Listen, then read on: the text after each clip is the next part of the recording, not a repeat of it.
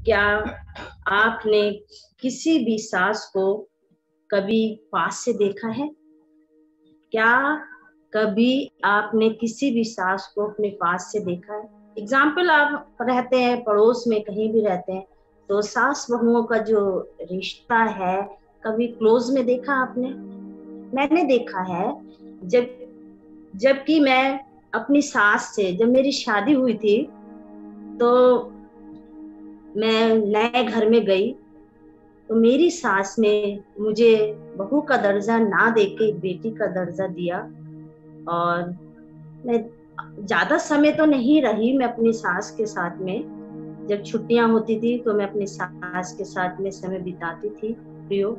अब वो संसार में नहीं रही, पर मैंने उनके जीवन से बहुत कुछ सीखा। और मैंने ये देखा कि वो जो सास है वो अपने बहू के प्रति कितनी जिम्मेवार है, और वो कितना प्रेम करती थी, और बेटों से ज्यादा अपनी बहुओं से प्रेम करती थी। और अब वो संसार में नहीं है, पर उनकी यादें हमारे साथ में हैं। और वो, मैं देखती थी घर में इतने भी कष्ट होते थे, वो कभी भी गुस्सा नहीं करती थी, और हमेशा खुश रहती थी। और जो है, बेटों से ज्यादा वो बहू से प्रेम करती थी प्रियो। ये सास का और बहू का रिश्ता है, और जो मैंने करीब से पाया कि मेरी सास मेरे साथ कितना अच्छा व्यवहार करती थी। आइए हम अपने सरों को झुकाएं और पहले प्रार्थना करें। सर्वशक्तिमान, दयालु, सामर्थ्य, प्रेमी परमेश्वर, हम आपके चरणों में आते हैं पिता। आपने अनुग्रह और दया की है, इसके लिए हम धन्यवाद करते हैं प्यारे परमेश्वर। प्रार्थना करते हैं प्यारे खुदावन, इस भोर में परमेश्वर हम वचन से कुछ सीखना चाहते हैं पिता, परंतु हम अपनी बुद्धि से नहीं, परंतु आपकी प्रभु समझ से, पवित्र आत्मा से प्रभु खुदावन खुदा इस वचन को प्रभु हम पेश करना चाहते हैं पिता। आप मेरी मदद करें, मार्गदर्शन करें पिता। आपने हमारी प्रार्थना सुनी है, इसके लिए धन्यवाद। यीशु के पवित्र मीठे नाम में आपके मानती हूँ। प्रियो, जैसे कि आज हमने पाठ वचन में पढ़ा, रूत की किताब 1 का 8 पद हमने पढ़ा। तो यहाँ पे इस तरह से लिखा है, मैं एक बार फिर से आपके सामने रिपीट करना चाहूंगी। यहाँ पे लिखा है, तब नयोमी ने अपनी दोनों बहुओं से कहा, तुम अपने अपने मैके लौट जाओ, और जैसे तुमने उससे जो मर गए और मुझसे भी प्रीति की है, वैसे ही यहोवा तुम्हारे ऊपर कृपा करे। आप समझ सकते हैं कि यहाँ पर किसका जिक्र पाया जाता है। मैं उस नयोमी का जिक्र बाइबल में है, जो बहुत सुंदर ढंग से प्रस्तुत किया गया है। मैं आपके सामने उस नयोमी के लिए कुछ पंक्तियों को कहना चाहूंगी। जबकि नयोमी के जीवन में बहुत कष्ट थे, आप समझ सकते हैं कि नयोमी के पति भी मर गया, दोनों बेटे मर गए, और सिर्फ बहुएं बची। वो 3, मैंने लास्ट टाइम बताया था कि बस 3 महिलाएं बची। इन महिलाओं के जीवन में कितना कष्ट और परेशानियां आई। बड़ी बहू तो वापस चली गई नयोमी की, परंतु छोटी बहू अपनी सास के साथ में कंधे से कंधा मिलाकर चलती रही प्रियो। और उस कष्टदायक समय के लिए मैंने कुछ पंक्तियों को यहाँ लिखा है, शायद आपको अच्छी लगे। जो मुस्कुरा रहा है उस दर्द ने उसे पाला है, जो चल रहा है उसके पाँव में छाला है।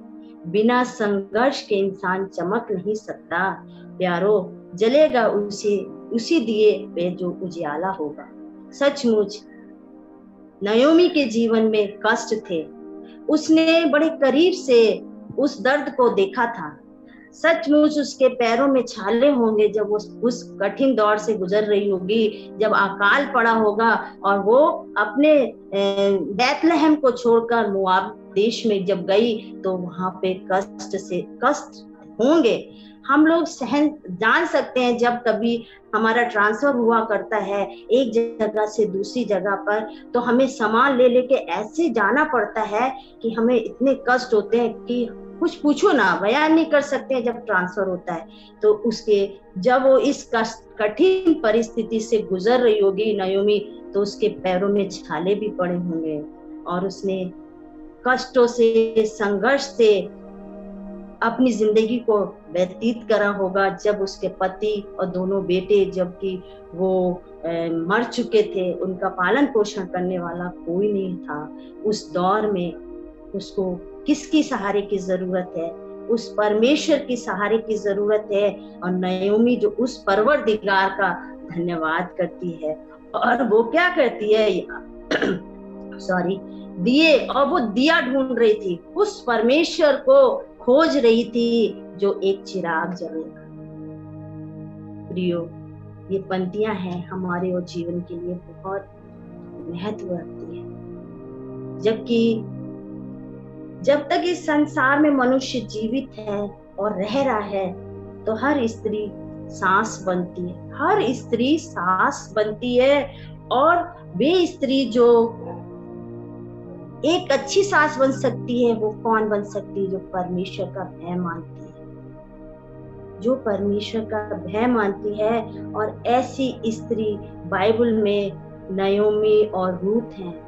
ये दोनों स्त्रियां अलग अलग हैं, अलग अलग जाति की हैं, पर इनका रिश्ता बहुत मजबूत है। प्रियो, वो कैसे हो सकता है? क्योंकि वो खास नयोमी और जो रूथ है अन्य जाति से आई है, उसने क्या करा है? रूथ को वो तालीम दी है, उसने परमेश्वर से उसको जोड़ा है, इसलिए ये इनका रिश्ता मजबूत है। जमीन आसमान पलट जाए पर इनकी जो है दोस्त मान लीजिए, ये सास बहुओं का रिश्ता एक मित्र, एक दोस्त के समान था। जबकि वो निवेदन और प्रार्थना करती है नयोमी कि बेटी तू भी अपने मैके चली जा, जैसे तेरी जिठानी चली गई, परंतु ये नहीं गई। इसने क्या जवाब दिया? आपका परमेश्वर मेरा परमेश्वर होगा, मैं नहीं जाऊंगी, आपको छोड़ के नहीं जाऊंगी। नयोमी ने फिर उसको फिर कभी भी प्रेस नहीं किया, फिर उससे कभी नहीं कहा बेटी तुम मैके चली जा। जबकि एक अच्छी सास अपने अच्छे व्यवहार से एक बहू को अच्छा बना सकती है, तो क्या हम लोग नहीं कर सकते? ऐसा कर सकते हैं। जब नयोमी अपने व्यवहार से उस रूथ को अच्छा बना सकती है, तो हम लोग भी ऐसा कर सकते हैं। हम में से बहुत सारी बहनें हैं जो सास होंगी, और जो बहुएं हैं वो भी सास बनेंगी। तो हम अपने व्यवहार से लोगों को जीत सकते हैं, और हम अपने व्यवहार से दूसरों को अच्छा बना सकते हैं जो नई बहू आती है। एक अजीब सी बात है ऐसे कि नयोमी के जीवन से हम बहुत कुछ सीख सकते हैं। मेरी बहनों, नयोमी के धर्म जीवन के कारण रूथ सच्चे परमेश्वर को जान सकी, उसके पीछे चली। उसकी एक विशेषता थी, वो एक परिवार में रहती थी, नयोमी को देखती थी वो किस तरह से दुआ करती है, प्रार्थना करती है, परमेश्वर के वचन को पढ़ती है, और वो सब रूथ देख रही थी। और इसके देखते हुए उसने अपनी सास के जीवन से सीखा। वो धार्मिक जीवन के कारण रूथ को सच्चे परमेश्वर से मिला सकी। पहला पॉइंट है, उसके जीवन से हम सीख सकते हैं। किसके जीवन से? नयोमी के जीवन से। नयोमी मोआब में एक अजनबी थी, तथा एक साथ वो परमेश्वर को साथ प्रेम करती थी, परमेश्वर की संगति करती थी, एक अजनबी देश में रहती थी। हम जब कभी भी ट्रांसफर होता है, हम दूसरी जगह में जाते हैं, तो हमको अच्छा नहीं लगता है, हमारे लिए सारे लोग अजनबी होते हैं। जब हम उससे परिचित हो जाते हैं तो हम जान जाते हैं उनके व्यवहारों को, उनके सारी चीजों को अच्छी तरह से पहचान जाते हैं। और नयोमी मोआब देश में रहती थी और अजनबी थी, और फिर भी वो अपने धर्म, अपने परमेश्वर के प्रति वफादार थी। उसका विश्वास दृढ़ था उसका विश्वास मजबूत था नयोमी का, और उसके विश्वास को कोई हिला नहीं सकता था। और रूत ये अच्छी तरह से जानती थी कि उसकी बहू जो सास है वो परमेश्वर से कितना प्रेम करती है। कई बार हमारे जीवन में भी कठिन समस्याएं आ सकती हैं बहनों। उस कठिन समस्याओं में हम अपने परमेश्वर के नजदीकी में आए और परमेश्वर से प्रार्थना करें। आप अगर उत्पत्ति 19 की 15 पढ़ेंगे, यहाँ पे एक वर्णन पाया जाता है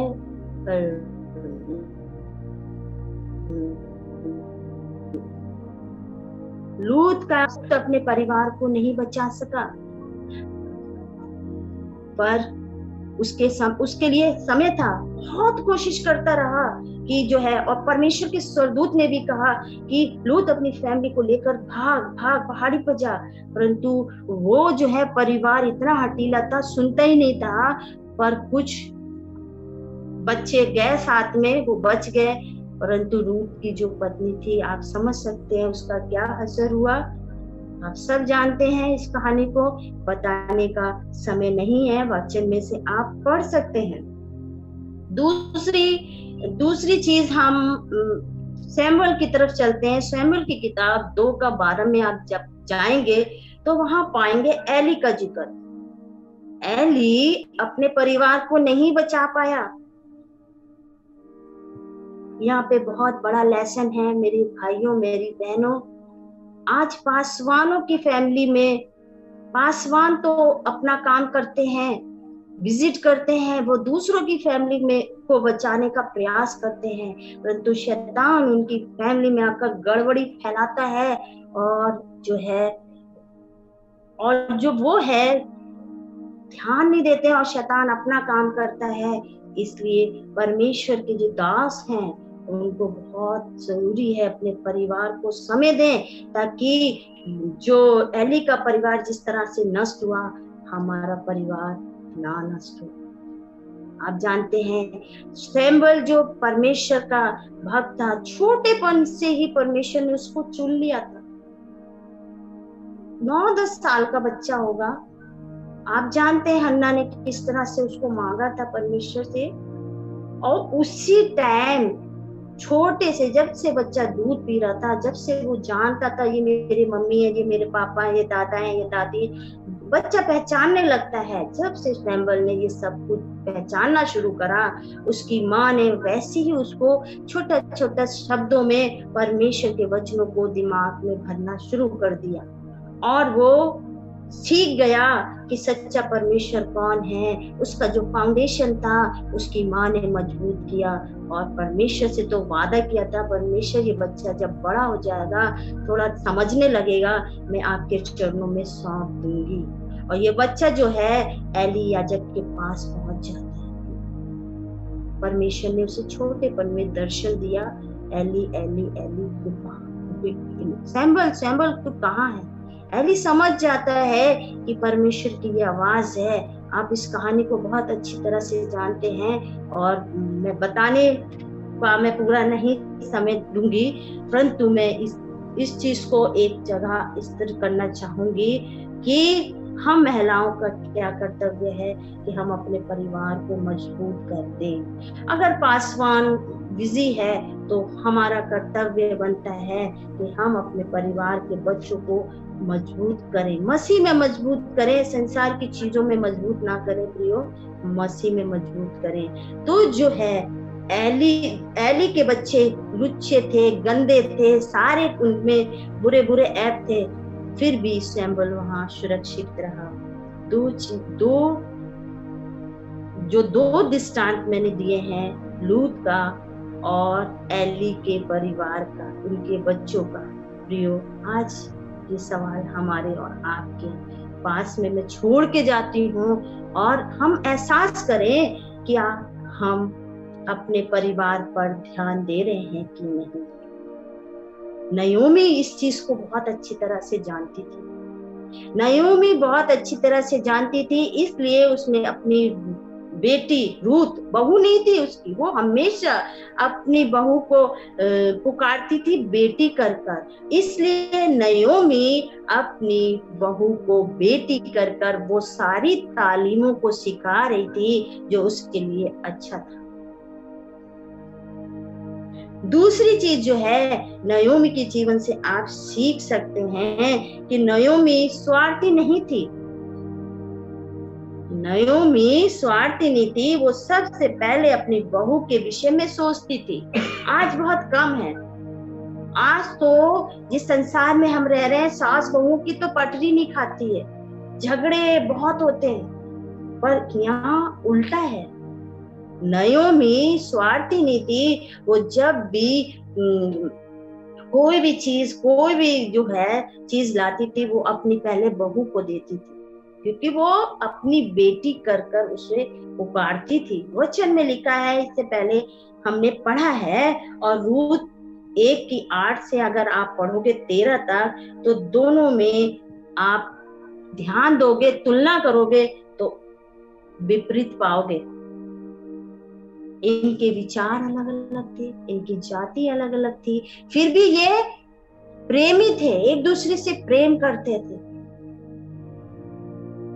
नयोमी जो है मसीह को मानती थी और उसकी जो बहू थी अन्य जाति से थी, फिर भी दोनों के विचार क्यों है एक से थे। बहुत मुश्किल होता है प्रियो, जब दूसरों के विचार और हस्बैंड वाइफ के भी एक दूसरे के विचार मिलते नहीं है और पंगे हो जाते हैं। परंतु ये लेडी दोनों अन्य जाति के हैं, एक मसीह को मानती, एक मसीह को नहीं जानती थी, फिर भी दोनों के विचार जो हैं मेल खाते थे। क्यों खाते थे? क्योंकि हम जो सास है, नयोमी है, वो स्वार्थी नहीं है। पहले वो अपनी बहू के बारे में सोचती है। एक कहानी, इस कहानी को हम बहुत सुंदर तरीके से भी प्रस्तुत कर सकते हैं, पर नहीं, वचन में भी लिखा है एक जगह, स्वार्थ जो है पापों की जननी है। अगर हम स्वार्थी हैं तो पाप तो जरूर करेंगे, और वो जन्म को उत्पन्न करती है। स्वार्थ जो है इंसान का, वो क्या होता है? पाप को जन्म देती है। इसको हमें कम करने के लिए क्या करना है? परमेश्वर के पास जाना है, परमेश्वर से बुद्धि मांगनी है। वो ही हमें क्या करेगा? अकल और बुद्धि देगा, और स्वार्थ हमारे जीवन से धीरे धीरे करके निकल जाएगा। ये बहुत अच्छी तरह से नयोमी जानती थी। जबकि नयोमी के पति भी मर गए, बेटे भी मर गए, इस परिस्थिति में वो क्या करती? और कोई सास होती तो कहती, जा भाई अपने अपने मैके चली जाओ। जिस तरह वो उसकी जिठानी चली गई, रूथ को भी भेज देती। पर उसने परमेश्वर के पास में रहती थी, परमेश्वर का भय मानती थी। 1-2 बार उसने अपनी बहू से निवेदन किया, रूथ ने निवेदन को स्वीकार नहीं किया। वो अपनी सास के पास में ही रही। वो जानती थी कि परमेश्वर, जो सच्चा परमेश्वर है, मेरी सास के पास में, इसलिए वो अपनी सास से अलग नहीं हुई। वो जानती थी कि अगर मैं मैके चली जाऊंगी, फिर मेरी वही दशा होगी जो मैं पहले बुरी दशा में पड़ी हुई थी। मेरी सास के द्वारा मैं निकाली गई, इसलिए वो अपनी सास का दामन को छोड़ के नहीं गई।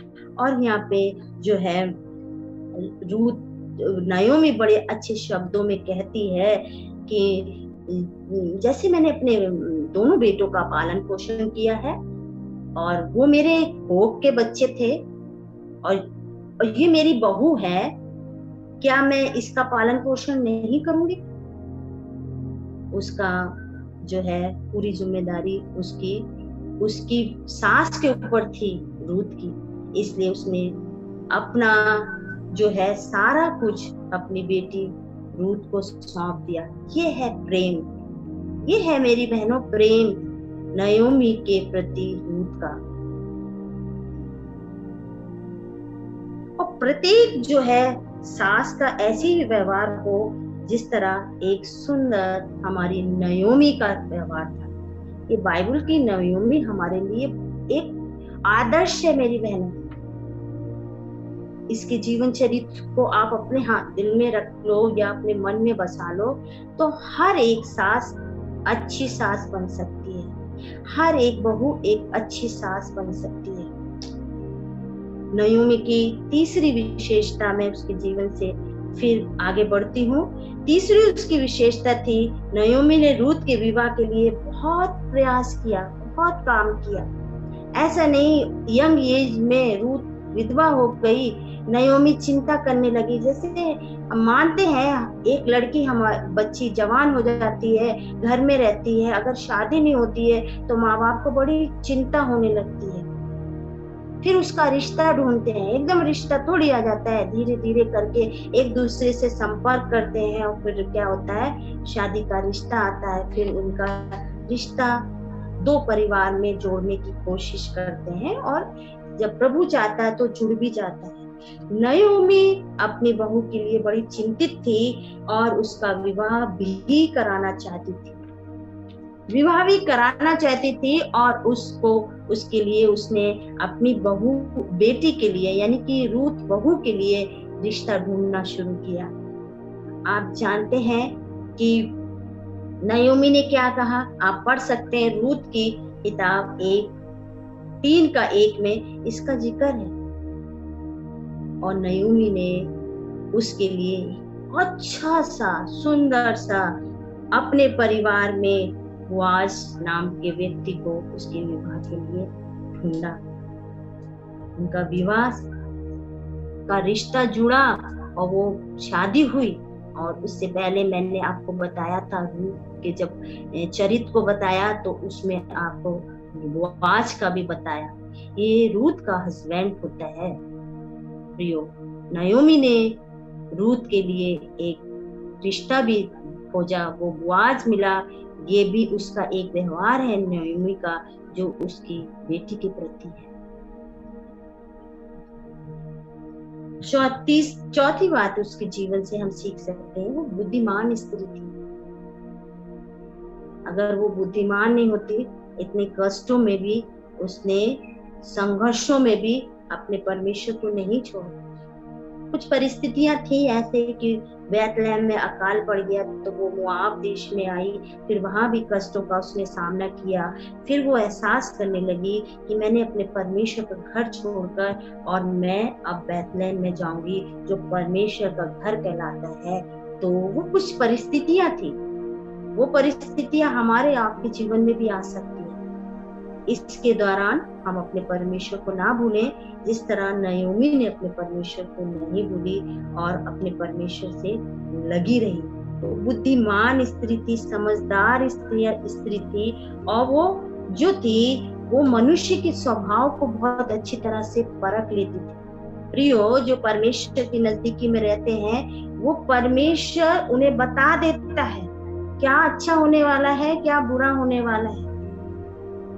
ये नयोमी भी परमेश्वर की भक्त थी, परमेश्वर से प्रेम करती थी, परमेश्वर के साथ साथ रहता था, इसलिए वो मनुष्य के स्वभाव को बहुत अच्छी तरह से समझ सकती थी।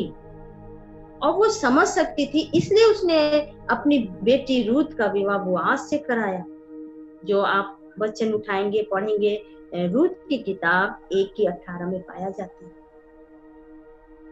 वह मनुष्य बुद्धिमान है जो दूसरे के स्वभाव की प्रतिक्रिया को पहले ही से समझ लेता है। वो मनुष्य बुद्धिमान होता है जो दूसरे के स्वभाव की प्रतिक्रिया को बहुत अच्छी तरह से समझता है, क्योंकि लोगों के बीच में सही रहने को, इसलिए ऐसा विशेष गुण जो हम में होना चाहिए। जब हम लोग में समाज में रह रहे हैं तो हमें परमेश्वर के साथ में जब हम रहेंगे, सबके स्वभाव को, सब जो परमेश्वर के साथ में रहता है, परमेश्वर उनसे बातचीत करता है, वो बहुत अच्छी तरह से जानते हैं क्या अच्छा है क्या बुरा है। वो उस चीज को, उस गुण को बहुत अच्छी तरह से पहचानते हैं और नयोमी बहुत अच्छी तरह से जानती थी।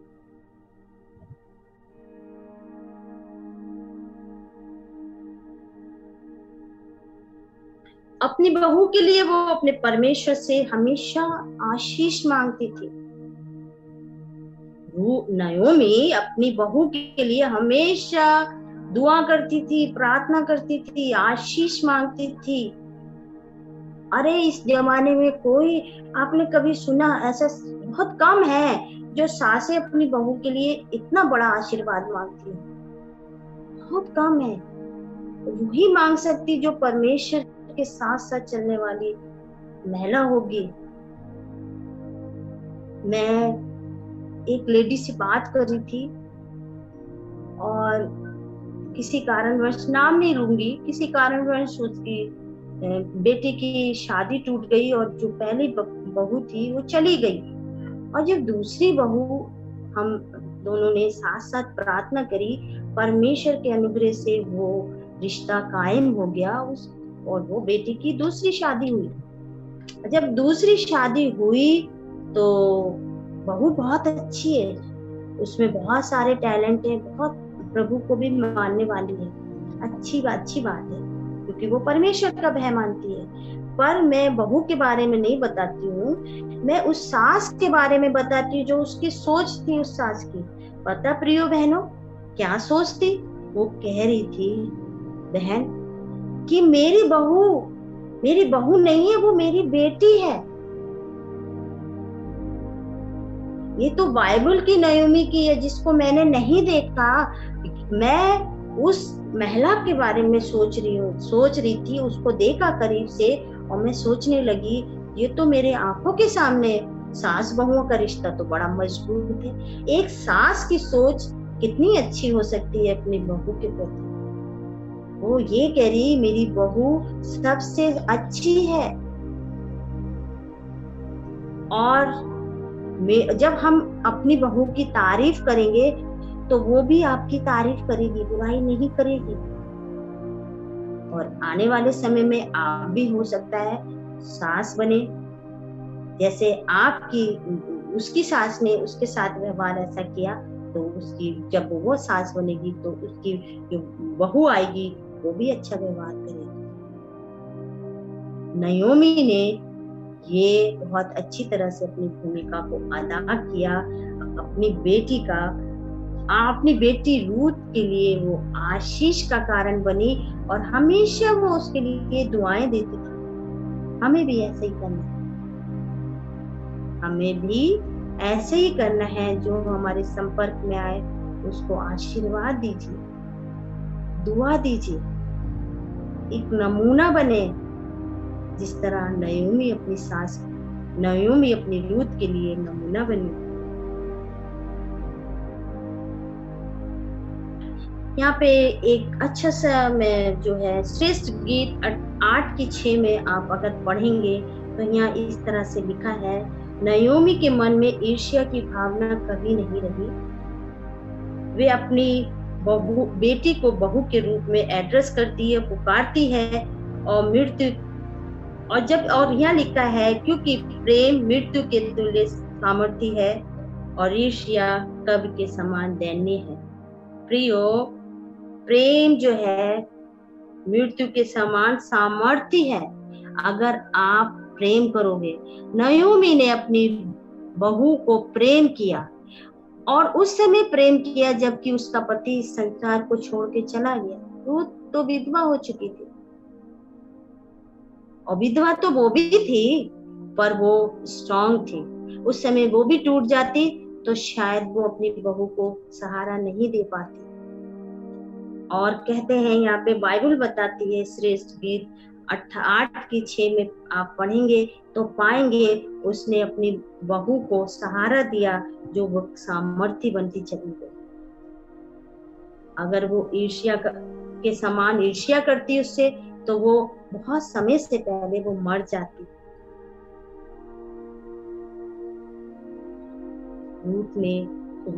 नयोमी ने रूथ के लिए एक सहारा, एक खंबे के समान चलती रही। प्रियो, ये तो छोटा सा संदेश है, इस संदेश से हमें बहुत कुछ सीख सकते हैं। आज हमने नयोमी के जीवन से 3-4 बातों को सीखा है। एक बार फिर से मैं रिपीट करना चाहूंगी, अगर कोई लिख रहा होगा तो वो लिख सकता है। पहली चीज हमने नयोमी के जीवन से सीखी है कि नयोमी है वो एक जो है धार्मिक लेडी है, धार्मिक लेडी है, परमेश्वर का भय मानने वाली है, परमेश्वर के पीछे पीछे चलने वाली है। और दूसरी चीज हमने सीखी, नयोमी स्वार्थी नहीं थी। और तीसरी चीज सीखी, वो अपने बहू के प्रति जो है कार्य करती है, जो उसके माता पिता को करना है वो नयोमी करती है। जब उसका पति विधवा हो जाती है तो वो उसकी शादी के लिए रिश्ता ढूंढती है। नयोमी रूत के विवाह के लिए बहुत कार्य करती है। चौथी चीज हमने सीखी, वो बुद्धिमान स्त्री थी। वो बुद्धिमान स्त्री थी, इसलिए वो अपने परिवार को लेके चली और बसा सकी। और आप जानते हैं उसका रिश्ता तय हुआ, बुआज से उसकी शादी हुई, और इसी गोत्र में हमारे प्रभु यीशु मसीह का भी जन्म। छोटे से संदेश थे, प्रभु आपको बहुतायत से आशीष दे।